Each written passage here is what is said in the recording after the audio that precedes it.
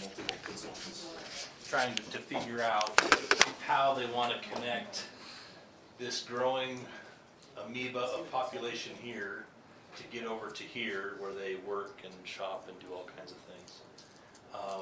So right now, I mean, there have been plans for UDOT to continue the Vineyard Connector, which would come off of 8th North up through Vineyard, up through this area, and then eventually kind of wind through this open space and then tie into Pioneer Crossing.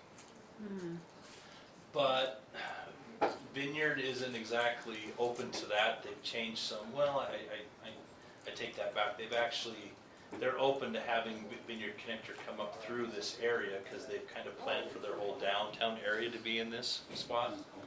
But there's been a little more opposition, and there's been a little more, a few more comments, and people are aware of what do we want to do with this open space, and do we necessarily want to bisect it and connect in? Do we want to create another route that's right here? Do we want to look at going across the lake? Blah, blah, blah. So what they've done is they've put out a study that's been sponsored by MAG, the Mountain Land Association of Governments, and then Avenue Consultants was selected to go ahead and look at this area. They put it out for public comment. Yesterday we went through this exercise of trying to understand the measures of effectiveness, because they went through, they had a public period, and I think they received about 9,700 comments, which is quite a few. That's pretty good. They narrowed it down to 5 guiding principles for what this corridor should kind of fulfill as far as well-being, improve accessibility, transportation system, open space, and then regional collaboration.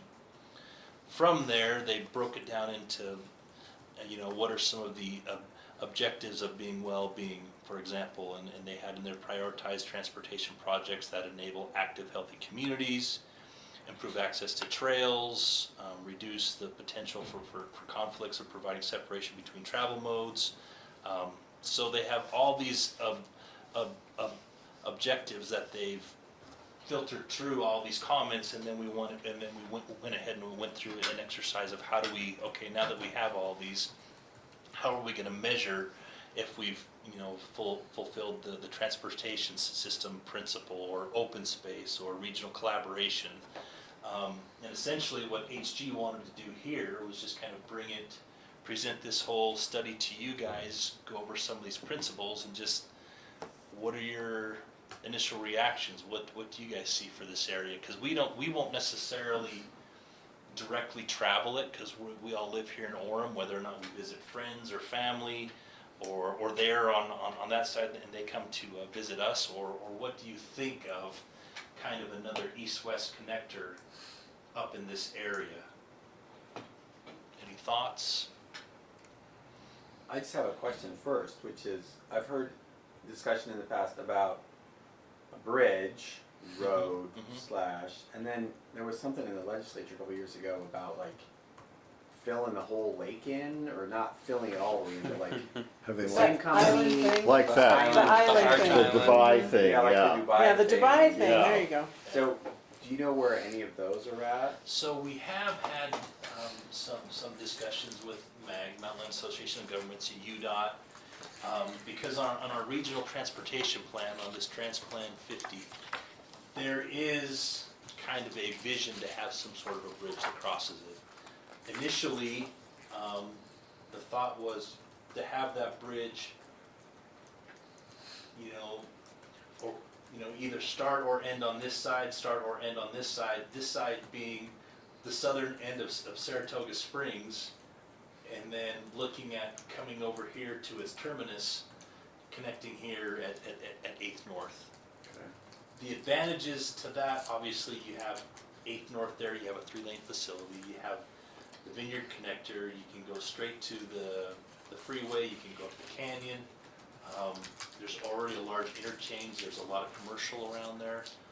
One of the upsides of that is that this is one of the few places along the lakeshore of Utah Lake, which is considered an upland or a bench. There's not a lot of wetlands there that we would have to mitigate, because essentially it's lakeshore, and then now you have some upland area. You don't have to work through all the regulatory components. So it's really, from an engineering standpoint, from my standpoint, gosh, it'd be nice to go right there, because then you wouldn't have to mitigate and work through that whole process in here. But unfortunately, Vineyard, and that happened, and when we did Transplant 40, that's kind of where we thought it would land. Since then, I guess within about the last 2 years, Vineyard has worked out with a developer to create this area as part of their downtown district. And they don't necessarily want a 3-lane, 5-lane, whatever facility to come Through the across the middle. lake and go down and bisect that. They want to go ahead and keep this feel for this area. Should have done it before they incorporated. Right, but the understanding too is there was kind of a letter of intent or a memorandum of understanding by previous councils saying, yes, we understand this, and yes, we agree, and we'll go ahead and somewhat protect, or we'll kind of, let's try and preserve this area, knowing this is where we want this to It's kind of surprising to me that they wouldn't want all that traffic to come to their downtown Right. area and support it. But they don't. Yeah. So with that being said, then the thought is maybe we take this bridge down and it comes down in here to Provo Center Street, which is actually further here. Maybe Provo would be more apt to, maybe we come down to Pelican Point and it crosses here. And Provo wouldn't mind that, because it'd be a nice direct access to their airport. And with that in mind, then they can go ahead during this MAG process where we go ahead and compete for funding. Maybe they can ask for a bigger piece of the pie, knowing that we're going to have a regional airport there, and maybe they can fund more of their projects with that regional money. That's super. So that's still on Oh, the yeah, there it table. is. It's on the but it's table sort of somewhat. in flux. Yeah. So is this the Transplant 50? Yeah, this is 50. Okay, so in looking at this, and they do show another more northern one, and Two of them. in Yeah. the meeting that I had with this group as we sat down, because Orem's going to be a stakeholders, because we're kind of on the tail end of it. That's where I mentioned, we have these major crossings, and they're spaced accordingly, because you don't really want to have these major 5-lane, 7-lane, whatever they are, facilities too close together, because this is one community in here being Lehigh, but if you dissect it with these too many pieces, you're going to have individual little neighborhoods. And I don't think we necessarily want to have a facility come right through at the bottom of this neighborhood and go along this part of the lake. And my thought was exactly what you guys are seeing in there. It makes sense from a spacing standpoint to have another access that would come right here through the lake, and actually maybe it comes down and it ties into our 16th North.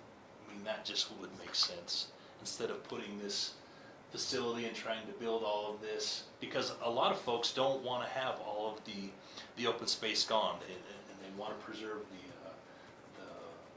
wetlands, which kind of went almost into a whole another conversation, because as much as some of us may or may not want to have a field next to us that's farmed and we like that open space, the reality is it's not my field.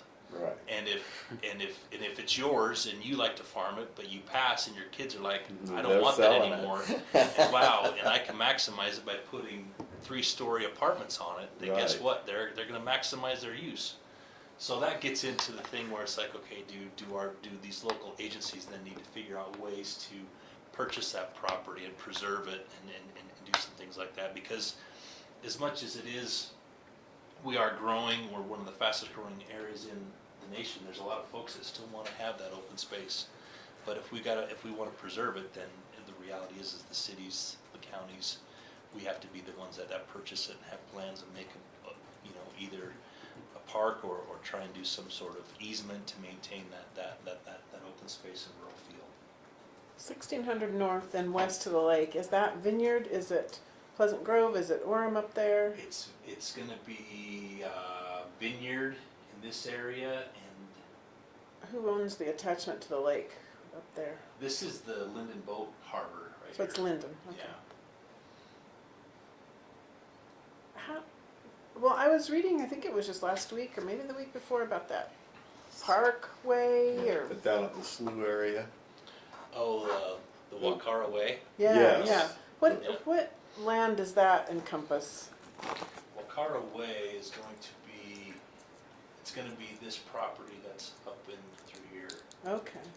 Some of that is federal government, some of it is owned by holdaways.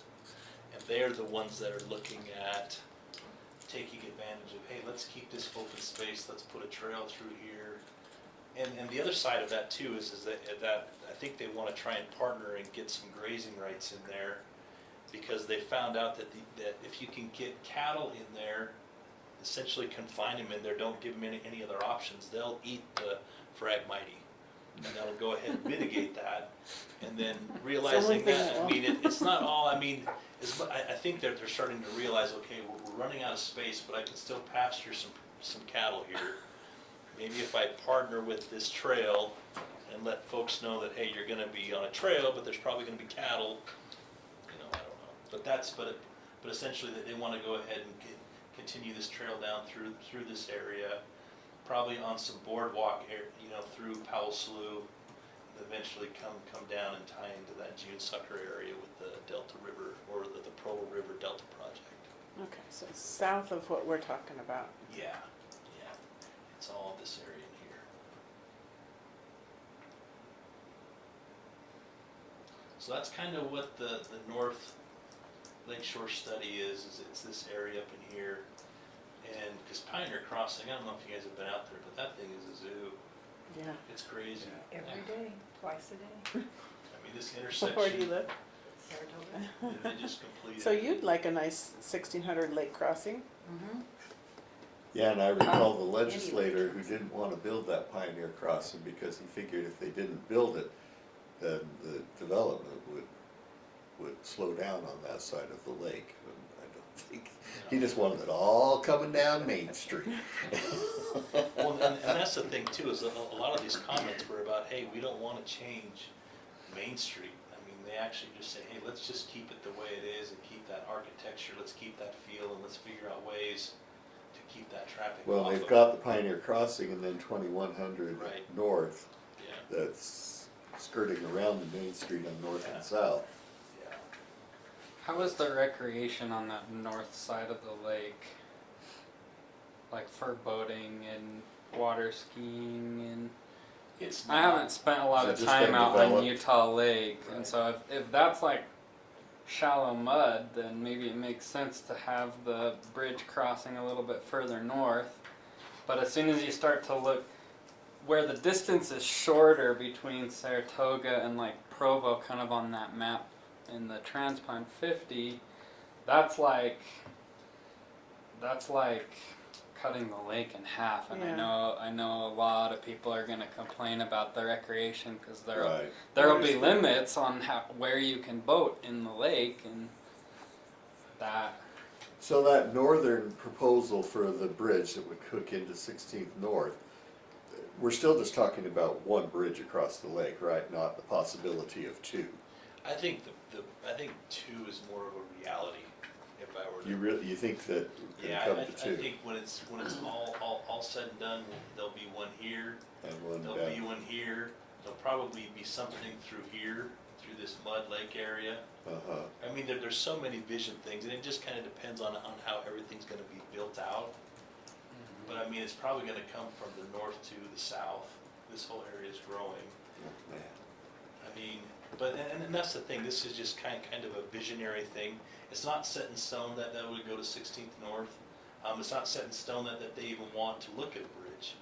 But I mean, you know, to your point, there's not a whole lot of improved lake frontage here that makes it conducive to pull up to a boat and go out and water ski and play and leave the, you know, and do all that. It's kind of marshy, it's kind of whatever it is, but that's not to say that it couldn't be. It's Yeah, like some we- developer in the future. Yeah, someone could come through Yeah. and dredge that Yeah. up and make Yeah. it real nice. But, you know, with all this being said, that's one of those things where it's like, okay, do we looking at grants and working with the state to develop some of that spot along in there, so we don't really want a highway running along it. Let's have it for recreation and open space and doing things, and take that traffic and keep it all out in this spot. I mean, that lake is so big, but it's so shallow. a lot of people are looking for little spots along here to do anything where it's kind of out of the waves. A lot of people don't just hang out in the middle of that lake. I mean, it's just kind of, I mean, you can if it's calm weather, but if it's somewhat windy at all, it's a little dangerous. Yeah, it is strangely deadly once or twice a year, isn't Yeah. it? For such a shallow water body. Well, and it seems like the algae blooms come faster and faster every year too, and then it's just closed. Like Mhm. Yeah. the recreation is less and less on it. It seems. Yeah, and I know that they're looking, I think there was some legislation for some money to look at how we can mitigate that or what we can do. And I know looking at dredging certain areas of it, I mean, the algae bloom is kind of, it's something that's a little interesting to me because it happens here and it happens at Schofield. I mean, you got different temperatures. Is it sunlight? I mean, I don't think they really know what actually is making it happen. It's a phenomenon that's happened naturally, but I don't know what's causing it to be a little bit more frequent. So it's kind of an interesting thing that happens. And has there been any more movement on the whole island thing, the whole Dubai thing? I don't think so. I mean, I imagine that something like that, they're just waiting for the market to dictate that they can build it, and there's going to be a market for it and people to buy property out there. Because I mean, I don't know what this material would be like if they plan. I mean, at least in Dubai, they're pulling up some sort of an aggregate, right? Some sort of a sand and gravelly type thing, and they're building on it. This, I don't know what's out there. Yeah. But do they have approval to do it? I don't think so. Okay. 'Cause I- It seems like it's always this time of year that they have some type of legislation to Yeah. try to front run that or like get that there. And last year it didn't pass, and I haven't heard anything about it even this the year. session's almost over. Yeah, But Yeah. if it isn't Isn't that when already they bring it over. up usually? That when the session's over? yeah, yeah. But that's kind of what this Hopefully it dies. North Lakeshore study is about, is they're just trying to figure out other east-west areas and what do we exactly want to do in here. Do we want, and if we build a corridor, do we want to have wider shoulders, more, larger green space areas, bigger trails, not as many large intersections? I mean, they're just kind of open to everything to see what's going on with that. There is another study, it hasn't gotten quite the amount of public participation, at least that I'm aware of, but they're trying to look at how to address this intersection with North County Boulevard and Pleasant Grove Boulevard and then the Pleasant Grove interchange. This is just turning into a really big, It Oh, is yeah, a it is. bad just a mess. intersection.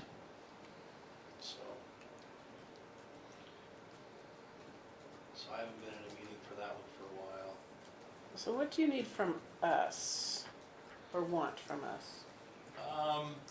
I think, I know HG would probably want a little bit more, but I guess it's just, what are your guys' thoughts? I mean, do these, and he would have had some handouts, but these are some of the handouts if you want to look at it. I mean, if those fall in line with what you guys think, I mean, it doesn't directly, like I said, it doesn't necessarily directly impact anything that we do here, but we are on one of the, either the starting or the terminating end of it. So are these in order of No, priority? They're not. Actually, no.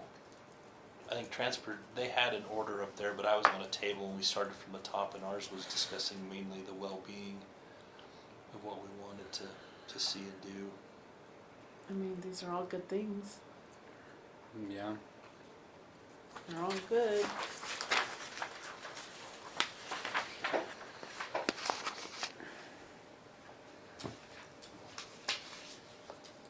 Doesn't the well-being kind of encompass everything? I mean, Yeah, and that's it's hard sitting in there. It's like, geez, it seems like all these overlap one another yeah. in one way, shape, or form. You can get a little specific on some things, but yeah.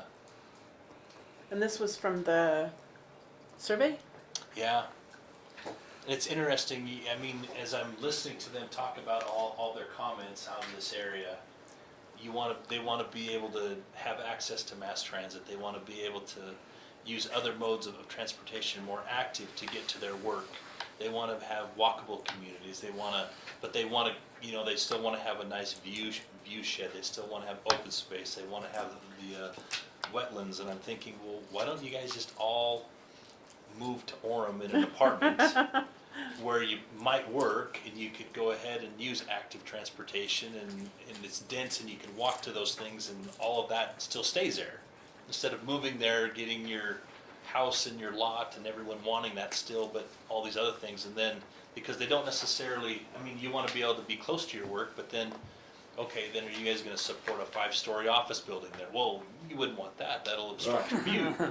Okay, well then, I don't know, it's just kind of, you know, give and take, which is more important here. I finally figured out that everyone wants their home to look exactly the way that it did the day they moved into their house and Mhm. started creating an impact. Mm-hmm. And that's how they picture it as the ideal, because that's when they moved there. And anything that deviates from that or changes that, like, you know, their view or their traffic or whatever, it's like, ah! It's like, well, you know, you moved here and you brought your body and however many with you, and I don't know, I finally figured that out, that everyone just has this view of the day they moved in, and that's the perfect. They want it to stay. Yeah, They got theirs and yeah. they don't care if other people get what they want. I don't think they even think about it, it's just No. like, that's the ideal in their mind.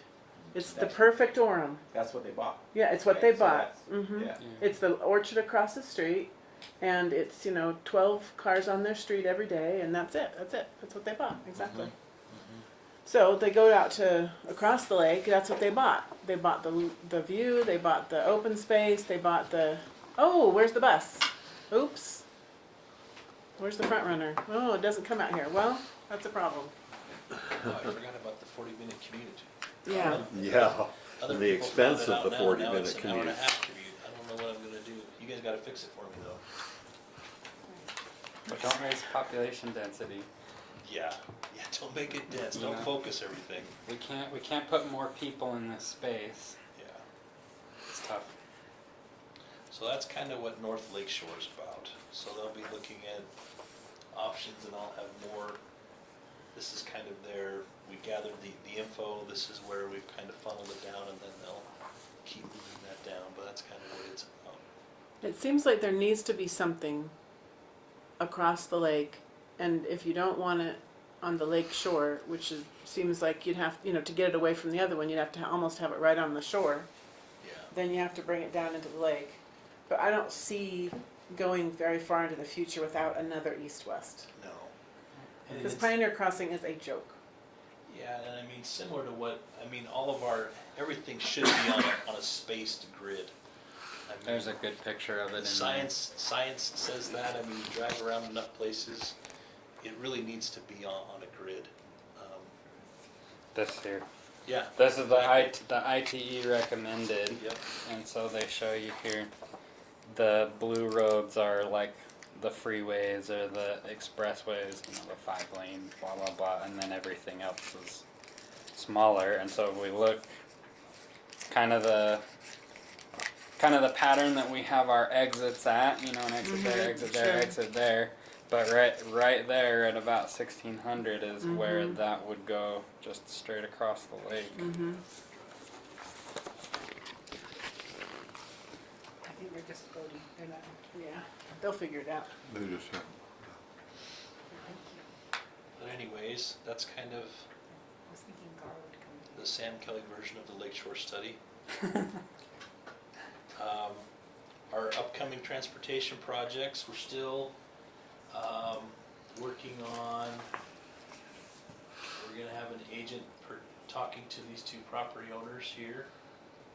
Hopefully that goes well and we can get that design finalized for you. That'll probably happen next year, as we're this late into the season to try and get plans out and design to have it built for this summer. Because we want to be able to do it during the summer when school isn't in session, or at least the majority of school isn't in session. When are the apartments going to be finished, the student housing? Student housing is looking to be done for next fall. We bid out, we actually prepared the signal plans, and gave those to the developers. Sure. So they'll be putting in a signal here at this location. It'll sure be interesting to see how all that works out, you know, as far as how much impact those students have on the neighborhood, if it's as bad as they thought it would be, and if they will admit that, oh, this is really okay. Yeah, it's an interesting thing because, I mean, I don't know. It'd be interesting to know how many of the homes in here are still single-family homes.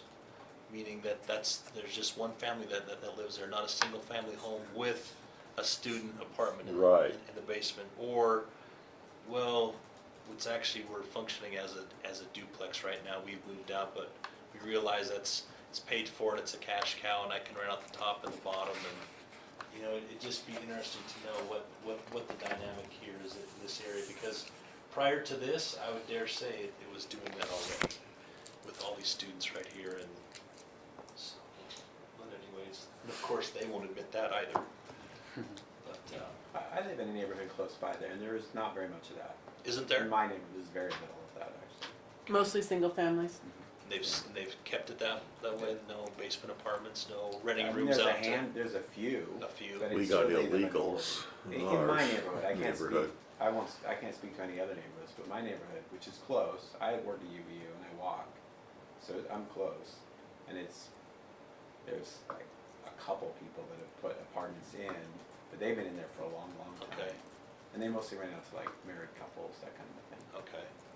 But there aren't Are many they that just legal rent out a apartments, room? you know? Most of them I think are actually, yeah. There's one family like 3 years ago that sold and moved to like Payson, and then they rented out their house to like, we don't know. It looked like there were a lot more than 3 people living there, but they like did some sort of check. So within my neighborhood, I know of one house that's basically functioning as a rental. Good. That's good. Good to hear. The So, only reason I asked that is because the plans that we have for that roundabout are hopefully supposed to help with the apartments up there. Mm-hmm. yeah, When we got the designs, we were trying to Right. think of that and how that's gonna mitigate some of the Mhm. traffic there. So if the apartments are gonna be done in the fall, but that roundabout is gonna get pushed out into next year, It'll be hard. there to- may be some fallout for that. Good but point. yeah. And hopefully with the construction of this moving as fast as it is, hopefully these folks here realize that, yeah, we want to move. Because they can stay there and we could design around it and make it work. It's just, it will be really difficult for them to get in and get out. That will be worked on before next year, though, right? The getting of the property, Yes, we're working on that right Okay. now. Yeah. so we could put up signs that say, "Don't worry, it's going to get better yeah. Yeah. when the weather's good." So there's that project. The MAG concept report phase will be doing that, and the project that I've submitted for that is to extend this third lane, instead of dropping it in here, extending it all the way up so it's a right turn drop here to 10th West. We'll widen this intersection and put dual left turns in here, because right now there's a pretty good backup of folks trying to go left and to go right and get on the freeway. Right, So yeah. this will be widened here. And you can just do it into, I can't remember, is that state land right there? Yeah. The park and rec, okay. And then we'll also then look at the geometry. When we widen this, we'll end up taking the left turn lane here, one of the left turn lanes. Actually, we'll probably take both. It is a dual left. No, it's a single left. We'll take we'll take this left turn away here and use it as stacking for this left turn that goes west to south, so that we can go ahead and stack these cars up on the other side of the intersection of having them stack in that through lane. And then this left turn will turn into a through U, and we'll locate that right here. What's a through you again? Through U, I've ever been up to Yeah, up to I drive through this 123rd every south. day. yeah. So It's hilarious. So instead of having this left turn here, you go straight through and then you do your left turn here. Oh. go It's not, I mean, we would rather do it like you're supposed to, but we just don't have the spacing and the queuing, which is essentially why they did that here as well. Because if you can see, that's exactly why they have this big long queue here. Look, there are no cars in that road. It works, but it's really funny. And if you ever get stopped heading westbound right at that U, it's so funny to watch the people making their turns. Because no one ever makes the full U-turn. They just like, they're trying to turn as hard as they can on that left turn to get through. It's really funny. It's kind of comedic to me. Yeah. But I drive through it every day. looks I a little work terrifying. right there off 123rd, so. So that's what we have planned for 12 West. But we're still going through the process. It's scored well in the idea phase of the selection. So when you go to MAG, every 2 years they have the funding available. All the communities submit an idea for a project, and then there's some voting on it, and then you still take in the top 70%, 60%, and then they go ahead and they're essentially encouraged to go to the next phase, which is the concept phase. And you provide more data as far as emissions, traffic congestion, things like that. And then we have a small presentation on that. We also do a field trip with that where we get in a bus and hit all these projects in a day, which is extremely boring. I really would rather not I do loved that. our planning I think it commission sounds field fun. trips. Well, that would be fun, but to go, I mean, after you've seen these projects, so three times, and then you jump on a bus, and you go out there, and they're saying there's all this, traffic congestion, it's not safe, and you get out there, because you can't hit all of them at peak traffic, right? Right. So you're hitting them in the middle of the day, and And you're you're like, going, hey, it's fine.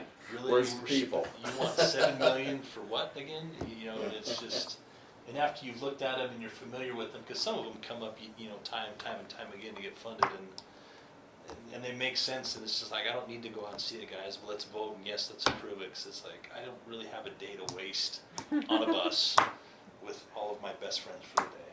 So I just, Can you show us again how far the east, though, through you will go? it would go up to this spot right here. We would go ahead and work it out so that there's access into here, and that it'd be a nice access into this development as well as this. Essentially, because these guys will now have a signalized left turn in, so they can come into here, and then as well as the apartments. That's some good improvement, Right. Yeah. I'd say. It doesn't Well- work for all spots, but where you have some limited access and you already have some hard time during peak hour trying to get into here to have a signal, it'd probably work out pretty well. It's going to kind of break stuff up too westbound, because you'll have a signal where people are going west down the hill.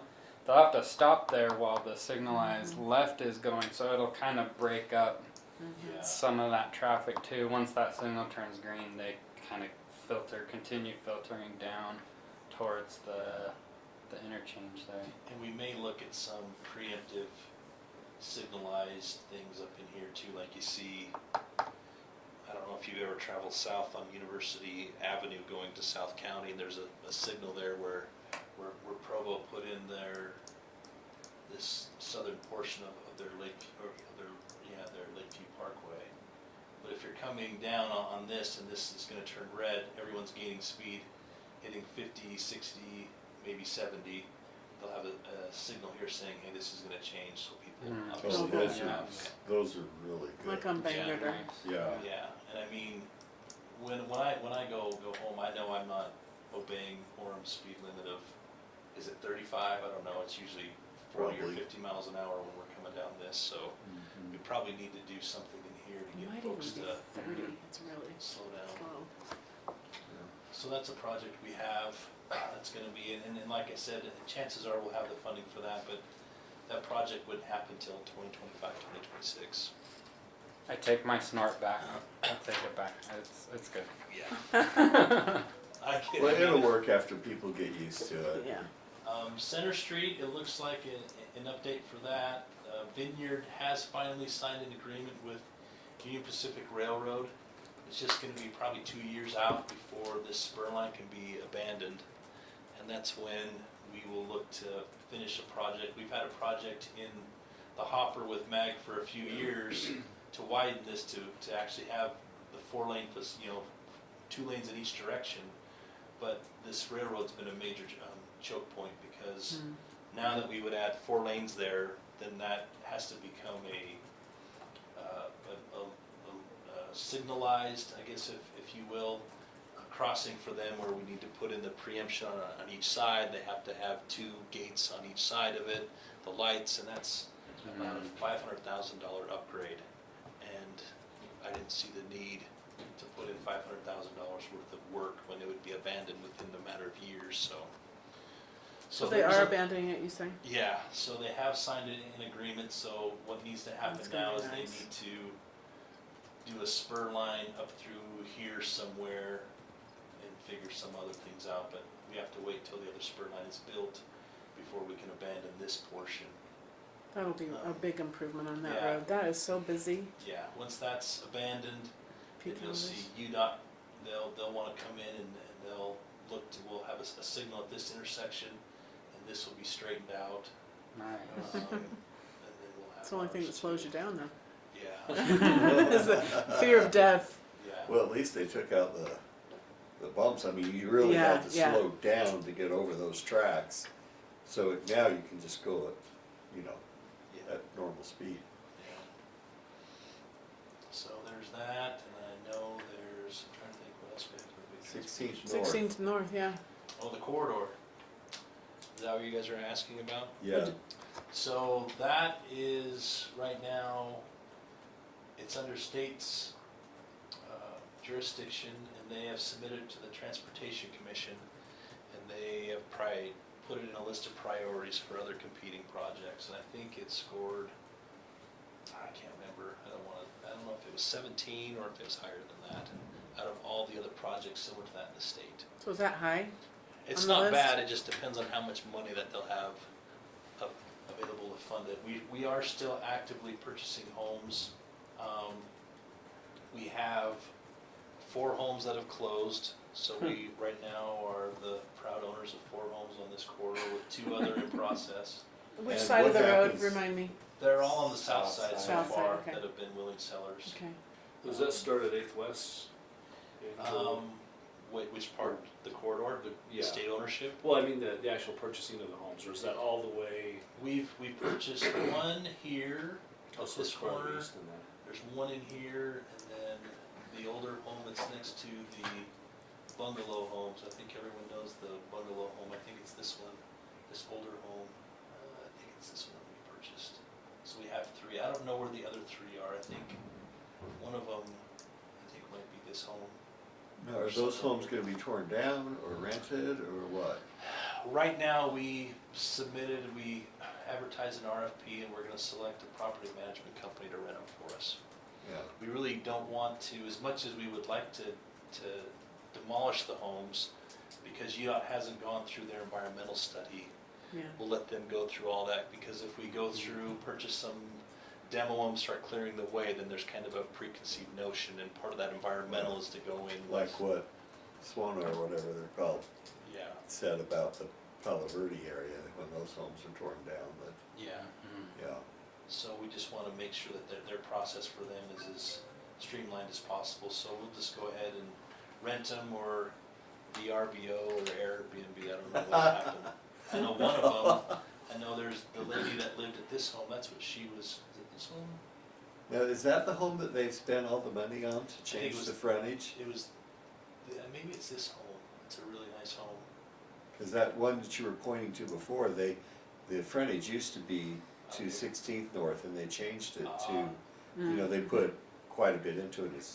They've done a nice job with it. Yeah, I think it was this home, this is a pretty nice home, they've done a lot of work to it, and she actually used it as an Airbnb and said, hey, it actually does really well if that's what you wanna do. I said, well, I really don't wanna do that, I don't wanna manage that, so, but hopefully the property. You could go in and clean it each day, between tenants. Yeah, some of them are pretty, I They mean, bill the tenants though. You pay a Oh, I hefty know. cleaning fee on Yeah. Airbnb. Oh, I know, I've done it. this home was pretty nice, and then as I went down and looked at the other 2, they were pretty scary. It'd take a lot to clean them up and do that if you wanted to VRBO them or Airbnb. You could easily rent them to someone, because I think that's what folks were doing with them beforehand. But they were a little sketchy. So that's where we're at with that project. Just kind of waiting and seeing. And the money that we had programmed through MAG, it all went with the project, so they have some seed money. So hopefully they have some of that money that can help kind of expedite the construction. So now that UDOT has taken over control of that road, will Orem have less of a financial investment in this widening, or is it, Exactly, we won't have any. you won't have any? Whereas before, Orem was gonna have to put up some of the money, weren't they? Yeah, so what would happen is if that project was $15 million, we would have had to have paid 6.7% of that, Okay, which is still a bargain, right, but now it's zero, which Nothing. is even better. So what convinced UDOT to take that over? I think they just realized that it acts as a regional, they have to have some sort of regional significance to it. Right now, they don't have a lot of east-west roads within our county. It's not like Salt Lake County that has a pretty nice grid network of state facilities. And they just realized it's connecting one state facility, being State Street, to another, which is I-15, and incidentally, this piece of 16th North is a state road. Oh, So that kind of helped incentivize, hey, let's just go ahead and pick this up to here. and they've only taken it to State Street. Right. We tried to talk them into doing the same thing here with Center Street, but they said, no, it's not long enough. I'm like, well, Eric, you had this Yeah. 3 blocks already, I mean, why not this? But they would be interested in going from Geneva all the way to University Avenue, because that's a state facility, state facility, state facility, state facility, that makes Oh. sense. So if they're That's a interested, big why don't we say, stretch, sure, go ahead? The problem with it is we just want to make sure we have some assurances that as much as it would be a state facility, that we still kind of have some say in what happens on that road. I don't know if you guys remember, have had a chance to look at the State Street Master Plan when that was going through. Initially, they kind of wanted to put their initial proposal that the consultant had was 2 lanes in each direction with kind of a frontage road system all up along State Street to kind of allow cars to slow down and be able to access all these businesses, because right now State Street is a big thoroughfare. People generally are driving 50 miles an hour, so you don't see all the little shops and what's happening here along State Street. When we did, as a side note, when we put in a storm drain from I want to say from 200 North all the way up to 8th North, back in the day, UDOT let us take a lane, so we restricted it down to 2 lanes going northbound during the day, which they wouldn't I allow remember anymore. those years. But the benefit is that all these little businesses in here saw an uptake in business, because now there was this congestion, people were going 20 miles an hour, They're seeing everyone what's could see there. that little pizza joint or this little hobby store or a little tailor or a shoe store. So when you slow folks down, then they have a chance to see all this, and obviously we have more of an economic driver. Well, UDOT doesn't want to do that on State Street. Their whole business is to move cars. And for us, looking at all of our districts, we've thought about looking at our Center Street and maybe modeling it similar to what a typical downtown is, with a median, maybe angular parking like they have in Provo. You're slowing it down to 15 miles an hour. You have all these shops and all that going on. And if we go ahead and let UDOT take it over, are they going to support Could never do it. Yeah. creating essentially more of a congested area versus let's hurry up and get folks through there at 45 miles an hour. But they're also, UDOT's changing their planning, and they notice and they realize the significance of economics for local communities, so they don't necessarily want to take all that away. Hence the reason why when we came to them for this grade separated intersection here at University Parkway and State, and the mall came out against it, they kind of said, okay, if you guys aren't going to support it, then we're not going to pursue it. So as much as they're interested in moving cars too, if it's going to negatively impact the businesses, then they're not necessarily going to support. While we're on the topic of State Street, how's the median The mobility project, the mobility project coming along? They are still looking to purchase some right-of-way. I think they're still trying to make sure they have all of the right-of-way purchased. I guess just as an overview, they're going to be looking at doing some medians here at Center Street and State Street, as well as 8th North and State Street. The initial project looked at the whole corridor from about 16th South clear up to 2000 North, which is right there. And they identified areas essentially where all of our major intersections are, our signalized intersections, to put in medians. Knowing that they only had a couple, maybe it was 2 to 3 million for the project, they couldn't do it all at once. So they broke it out in phases, and looking at those phases where they had the most accidents, a little bit higher in the priority, and those are going to be here at 8th North and then again at Center Street.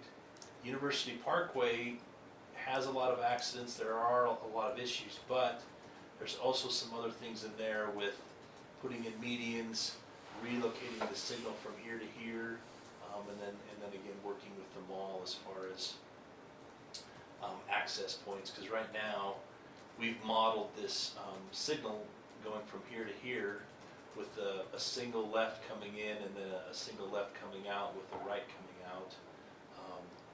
And right now we're just the mall or Woodbury, the state and the city, we're not all in agreement right now, so we're just kind of working through that to see how it's going to happen there at the mall. But they have a lot happening as well with the demo of Macy's. Dillard's is going to start to come online, and then this parking garage with was it 5 stories of parking and 4 stories of office space, so it's a 9-story building that's going to drop in right there. So And don't forget the apartments that are there now on the parking that they're building. yeah, That's going to be more population density, and then you throw in the hotel where UTA is going to be, yep. and that Park Avenue is going to start to be the place to drive. And it's tiny. It sure is.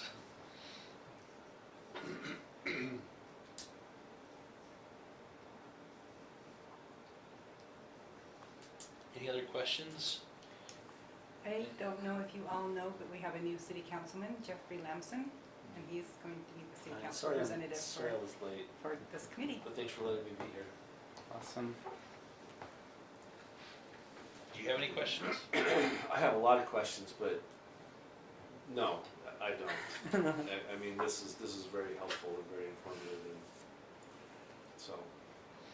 I guess another project that just came up too is UDOT's looking to spend a little bit of their Safe Routes to School money and help us with finishing off this little piece of curb gutter and sidewalk right here.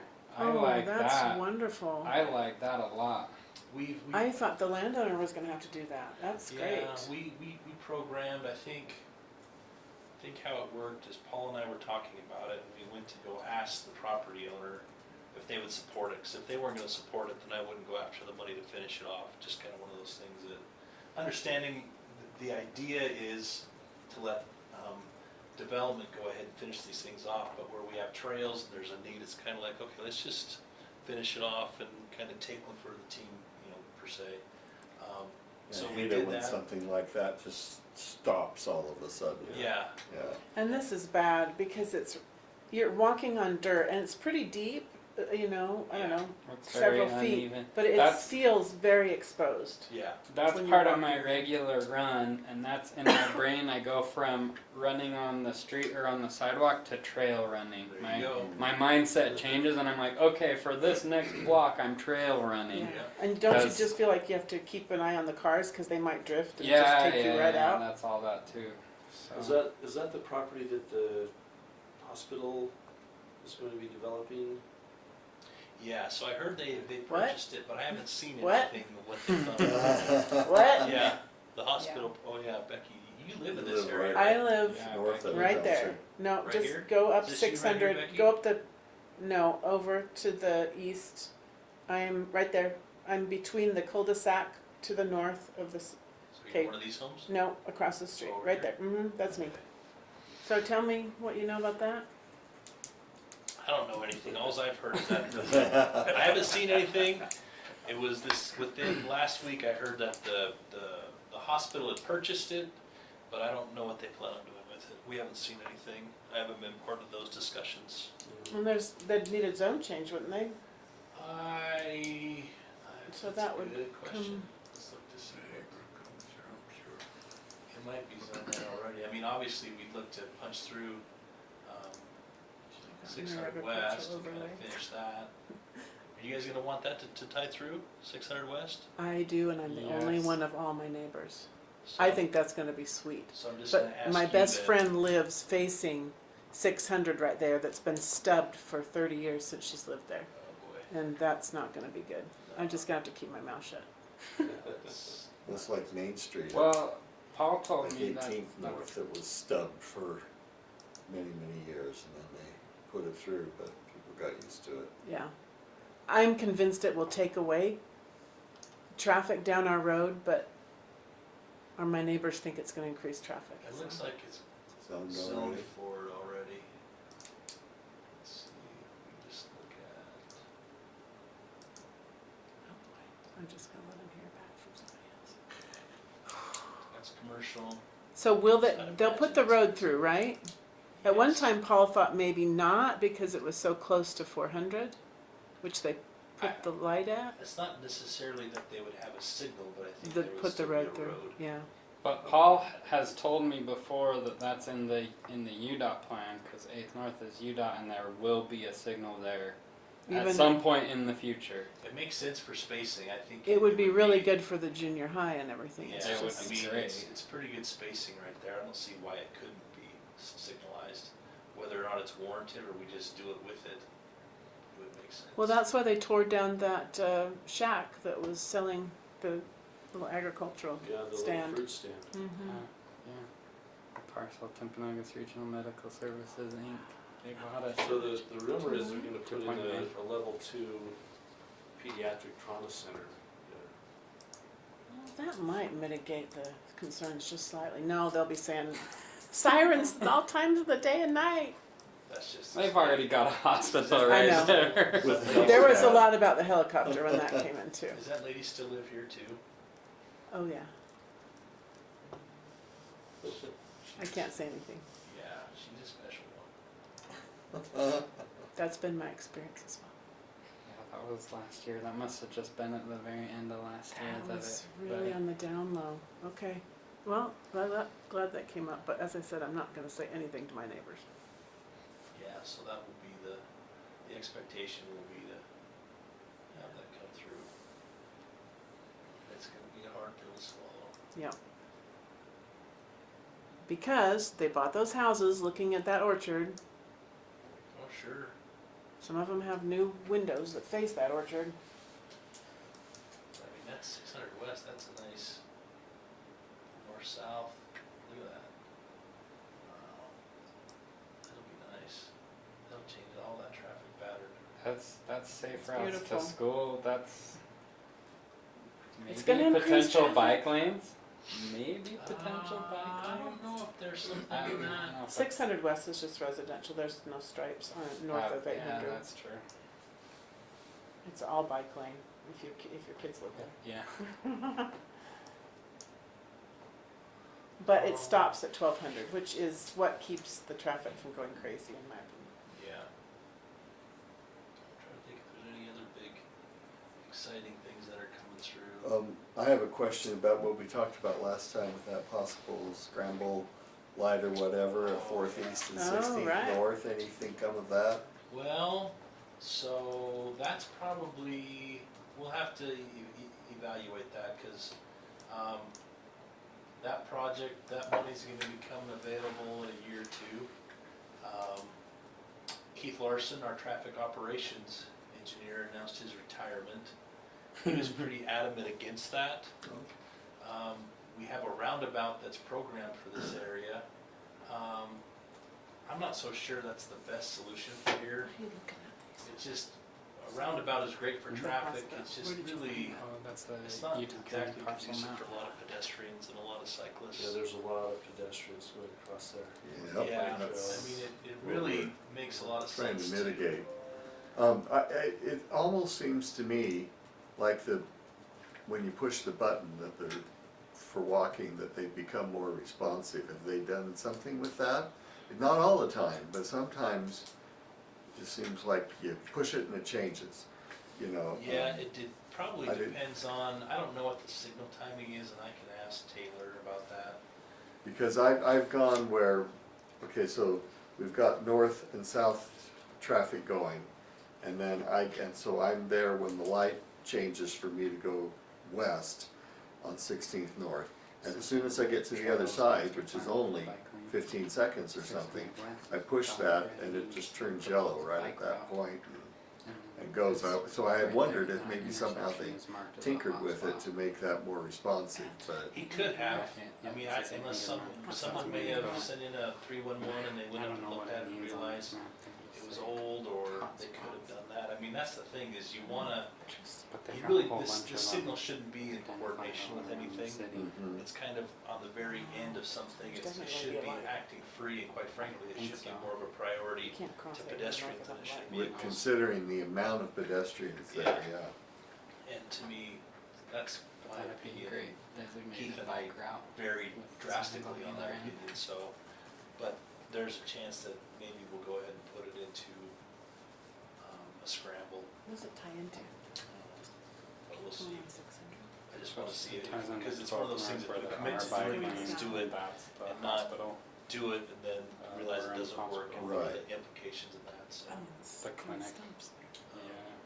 But yeah, that's one thing I've looked at since I know Keith's retiring and that money's coming available, and it would, it'd say, I mean, to put in a scramble crosswalk there would be, you know, thousands of dollars, and a roundabout's hundreds of thousands of Right. dollars. I mean, it seems like it'd be a great spot for it.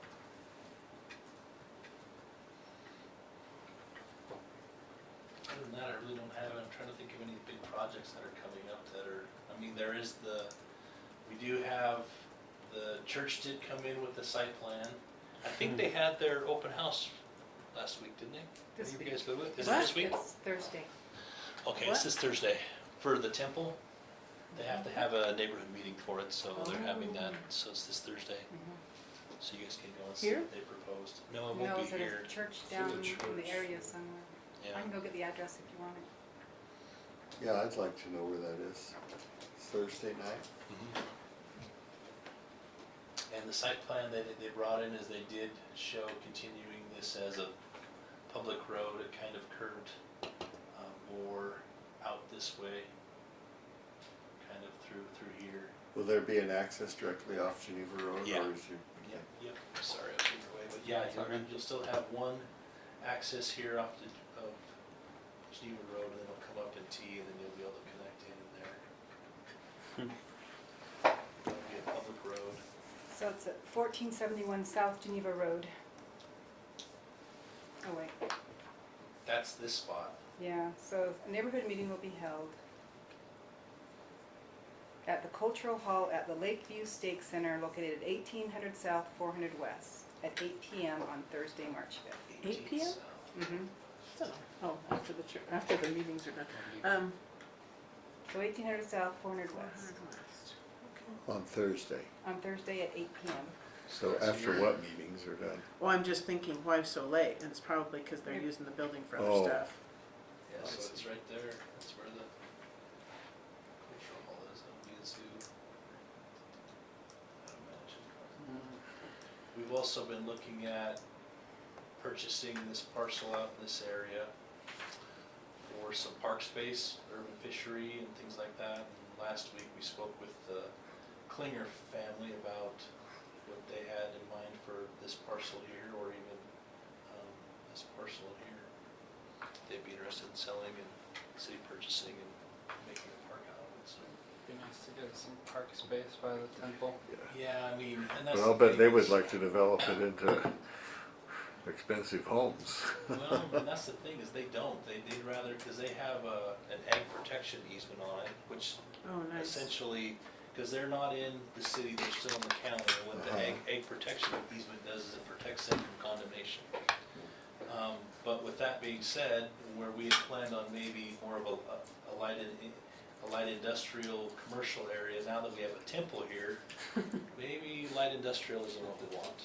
But it might be more of a medium density, and which means that we'll be bringing to the council, hey, if that's the case, we want to change the general plan here, then we need to look at our impact fees, look at our facility plans and things like that, because if we're gonna double population, then we need to make sure we have all the right infrastructure in place. But we're looking to purchase this pond in a sense for a fishery, maybe this area in here, and we talked to them about purchasing a portion or all of this, having an access to this pond through here, some things like that, and they seem fairly open to it, Oh, nice. realizing that, they may not want to sell it, but their posterity may, and they probably all roll over in their grave when they put in apartments and everything else, and that might be a chance to kind of lock it up and let the city purchase it and make a park out of it. So, we'll see what happens.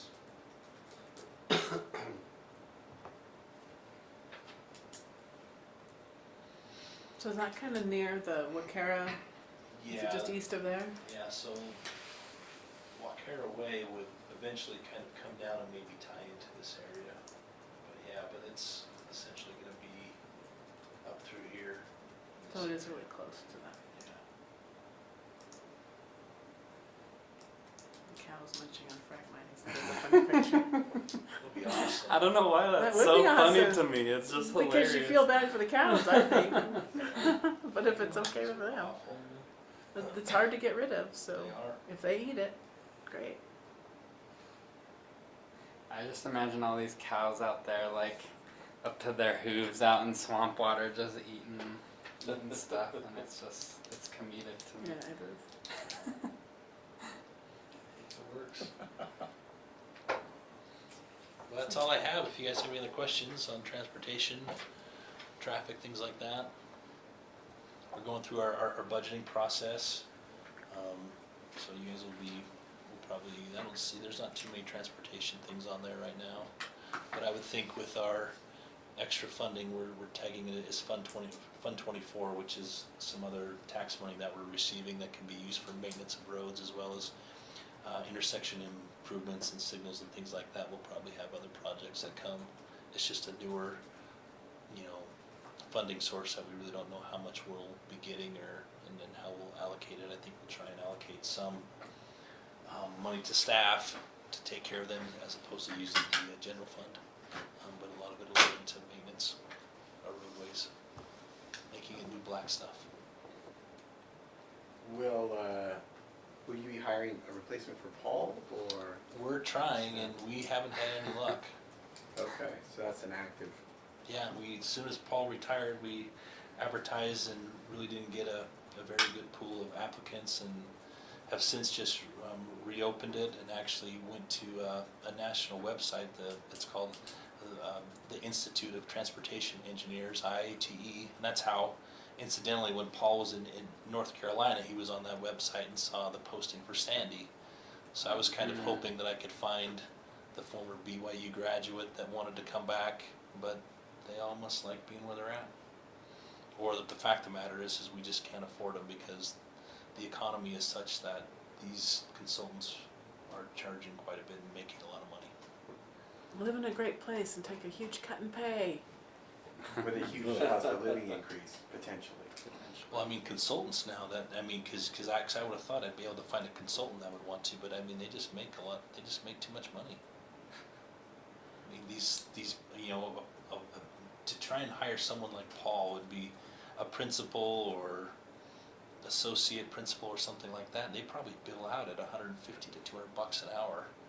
Wow. So to have them come to the city to work for, 80 to 90,000 just isn't. They'd have to really want to be here. Yeah. Or they'd have to be burnt out, or so it might be a function that I'll take over some of his. I'll oversee the transportation portion, and then have someone step in and do more of the private development stuff, which would be great, because that's an ongoing battle. I feel like a firefighter every day with that thing. I have some things I wanted to talk about as a public citizen, not as a member of the commission. I've been working with the Orem Bicycle Coalition, as probably all of you know, and we are planning for sometime in the spring or maybe early summer to do what's called a mobile active transportation tour. We're identifying some routes that we would love to bring city staff on, or members of the city council, or even anyone on this committee to get out with us on the bikes and kind of ride around Orem a little bit. And Randy, the owner of Mad Dog Cycles, has generously volunteered for anybody who doesn't have a bicycle, or for anybody who doesn't feel comfortable on a regular bicycle. He's willing to loan out some e-bikes so that you can keep up without too much effort. Do a test drive. And do a little test drive, yeah. That's good marketing. And yeah, that's always his disclaimer. He's like, full disclaimer, like, all this bike stuff benefits me because I'm a bike owner in the city. But we did one a few years ago when we got one city planner out with us. He doesn't work with the city anymore, but we had a good time. He was already a pretty big cycling advocate because he'd served his mission in Denmark, where there rode bikes everywhere anyway. But it was still fun, and we planned with a local company to get some lunch and stuff. So we're kind of looking at that, and we don't really know the best way to go about inviting people and like picking a day when we can get a good turnout. But just be thinking a little bit about that in the back of your mind, and we'd love to have city staff, city council join us for that too, because it's a lot of fun. And the route we're looking at right now takes us on some busy streets, and then it takes us on some bike lanes, and it takes us near some transit-oriented developments, and then it takes us on to UVX. And it's a really good route that we're starting to plan out, and it's really quite a fun one to ride, and it's not a lot of effort at all, especially if you're on an e-bike. So we're kind of looking at something for that when it gets warm out again and the weather's nice but not too hot. And then we're also looking for potential sites where we can do another city-approved tactical urbanism project. I know Paul always hated to call it a tactical urbanism project, but that's kind of the terminology that's being used now. And Bike Utah has some, what are they called? They're like temporary bike lane buffers. They're like wave shaped, and you can put them out on the road, and they kind of create a buffer there. So we're trying to identify some spots in the city where the city may be okay if we put some stuff up temporarily, kind of like we did over by the rec center a couple years ago with that big donut roundabout, and we put some hay bales out. We're trying to find something like that again to kind of get people. We heard a lot of good feedback on that roundabout, and I was seeing people on social media were like, well, when can we get a mini roundabout in our neighborhood? And Yeah. there was a lot of positive buzz around that project that we did, and it was funded by the state, and so we're kind of looking for some areas for that. So if you have any ideas, or you might want to see, you would want to see where we could like simulate a buffered bike lane or some type of pedestrian improvement, we're thinking and looking for those types of ideas as well. So you put the buffer where you might want to have a bike lane in the future, Right. and see how it works, Right. and give people the feel of it. And I think they're called wave delineators, and Bike Utah they have a bunch now. They got some budget for them, and it's not very solid. It's like a post, and then it has a piece of plastic that is it's wavy, so you have the vertical element there, and you can put it out on the road, and then it's like, well, the bicyclists go there and the cars go there, and it's a nice separation. It's a nice little simulation. So How long would that ride be, the first item you mentioned? I mean, I think if we're gonna try to do lunch with it, maybe like an hour and a half. Okay. It wouldn't be too long. It's not. And mileage wise, I think when we mapped it out, it's like 8 or 9 miles. It's not that Know far. what you're talking Yep, about? that's exactly Oh, the that thing is there. funky. It's a wave delineator, Oh, wow. Very cool. and they must be inexpensive because the state bought a bunch of Well, them. looks and like you they can ought just- to be. Yeah. You just put it out on the road and Looks can be to see. kind of interesting. I hear what some of these things cost. But yeah, so Are you guys still gonna do the role with the mayor, the city council, like we awareness haven't thing? talked a lot. We used to talk about that with Paul, and we haven't talked about that for this year. We didn't really do anything last year. The year before, we combined it with Orem Youth Cycling at the high schools, and we did it with the Cycle Fest event. And Cycle Fest for this year hasn't really taken off so much. Okay. But I'm sure we'd be glad to help with an event like that. The last one we did, I think, was really well. And the mayor really loved zipping around on that e-bike. He and his wife were talking about him for a long time after that. Yeah, maybe we'll follow up, maybe that'll be a follow-up item that we can have, we'll try and follow up with Pete and those guys in the city manager's office to see if there's gonna be another event like that Yeah, planned. that'd be Cause awesome. those guys would be the ones you'd probably wanna coordinate with and get it out on social media Sure. and stuff. That's all I had.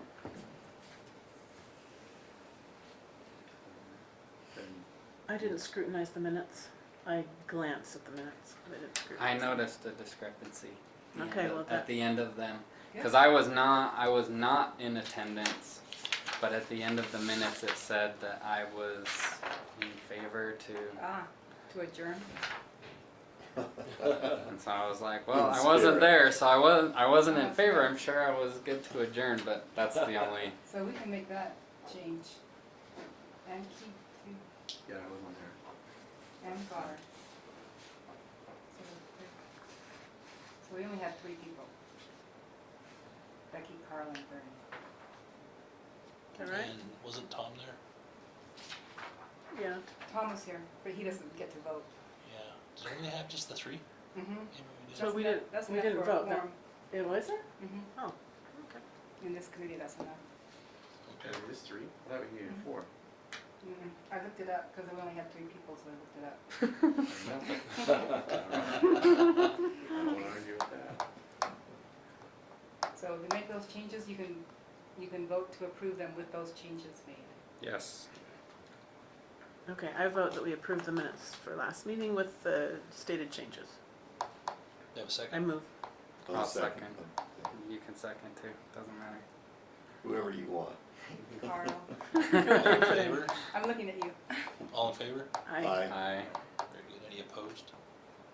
There we go. That's all I have. You can move to adjourn. Oh, I'll move to adjourn. Yeah, let's get out of here. Okay, second. I've got a meeting in Vineyard, so I'm gonna take off. But I would like to shake each of your hands and tell me your name. Carl Gadd. Carl Gadd, okay. Carl, Good to meet you. you're down in Bernie. I know you, old friend. Keith White. Keith, good to meet you, Keith. And Cheryl, I know you well. Getting to know Becky you. Buxton. Becky Buxton, okay, good to meet you, Becky. Braden. Braden, yeah, I know you from You. social